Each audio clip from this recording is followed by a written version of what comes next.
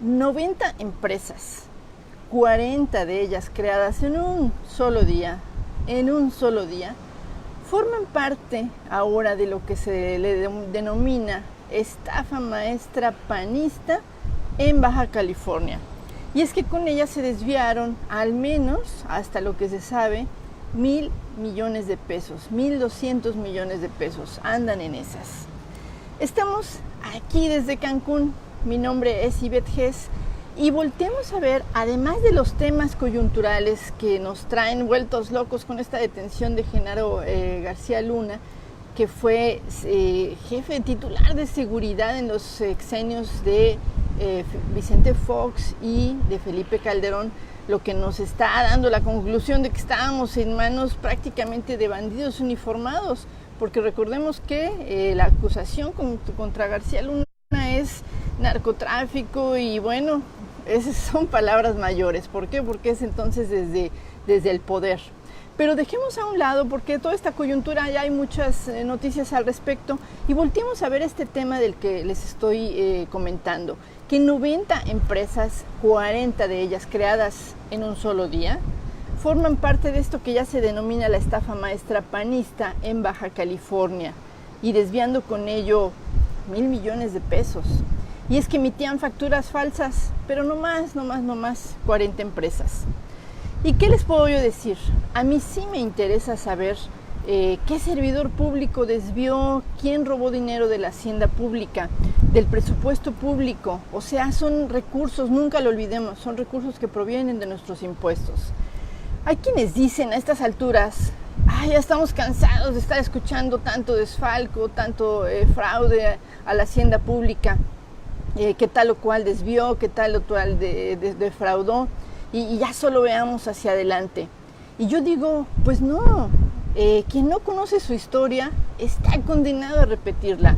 Conozcamos la historia y si bien claro hay que ir hacia adelante, conozcámosla para no repetir esos errores.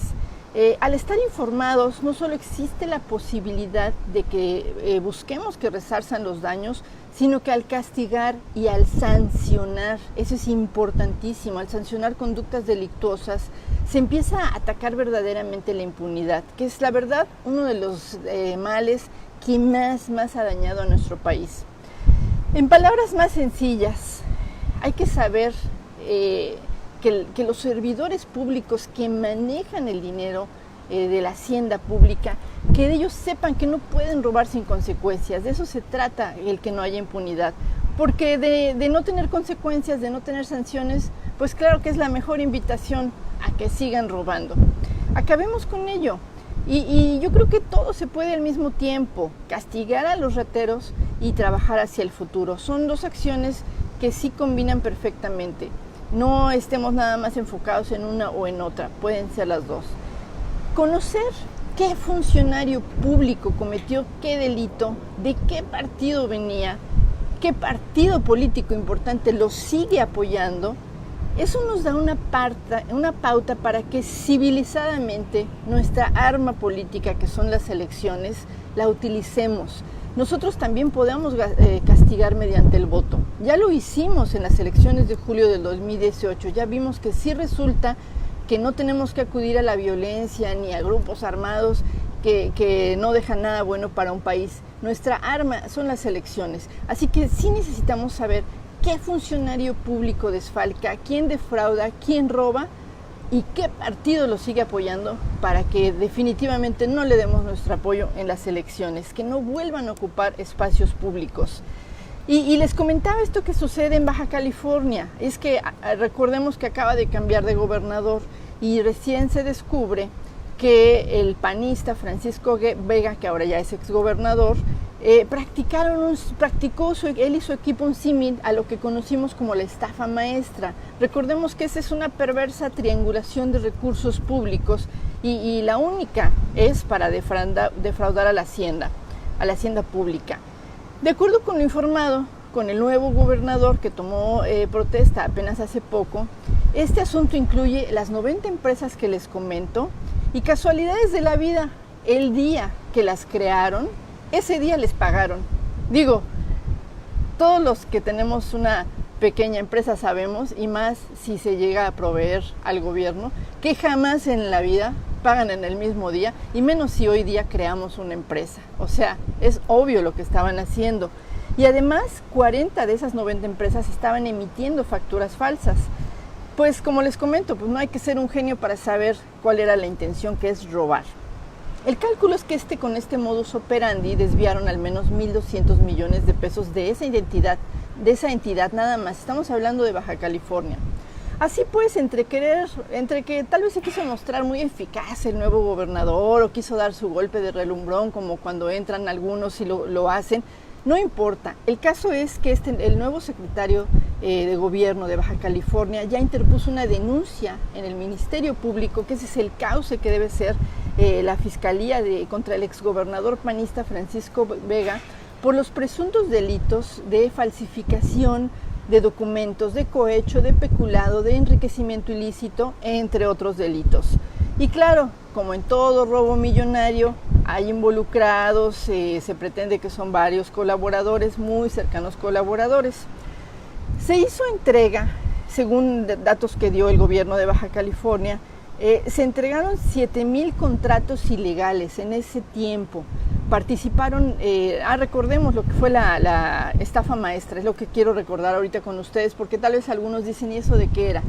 En síntesis, es rapidísimo. La estafa maestra: se entregaron al menos 7,000 contratos ilegales. Participaron 11 dependencias federales, 8 universidades públicas, más de 50 funcionarios triangulando recursos públicos, y en ese momento lo que se investigó es que las dependencias fueron Sedesol, Pemex, Banobras,